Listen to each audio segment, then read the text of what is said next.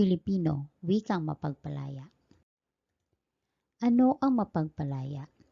Ang salitang mapag ay panlaping nagsasaad ng katangian o ugali, samantalang ang palaya ay nagmula sa salitang ugat na laya nang ibig sabihin ay kakayahang gawin ang anumang nais. Kapag pinagsama, ito ay nangangahulugang may kakayahang makapawi ng mga hadlang sa pagtupad ng anuman. Malaki ang naging ambag ng wika sa pagkamit ng ating kalayaan. Ito ay naging tulay upang maiparating ng ating mga bayani ang kanilang mga saloobin, damdamin at hinaing laban sa mga mananakop.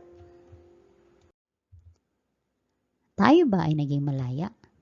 Ang wika ay naging mapagpalaya dahil sa mga sumusunod. Una, ginamit ng ating mga bayani ang panulat, lalo na si Dr. Jose Rizal, upang imulat ang mga Pilipino sa pang-aabuso at pang-aapi ng mga Kastila.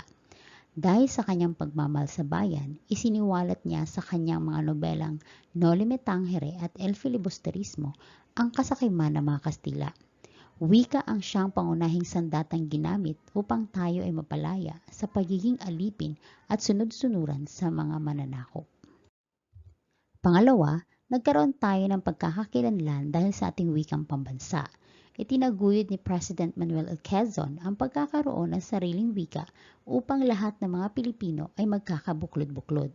Wika ang naging tulay upang maidugtong ang magkahiwalay na rehiyon at mapag-isa ang watak-watak na bansa. Ikatlo, likas na sa tao ang pagiging malaya sa paggawa ng anumang nais niyang gawin. Wika ang ginamit upang maipahayag ang saloobin, ideya at kaalaman. Sa kasalukuyan ay malaya nating naipapahayag ang ating opinyon sa anumang usaping pambansa.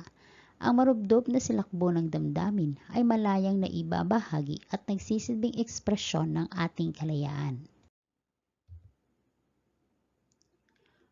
Tunay ngang ang wikang Filipino ay mapagpalaya.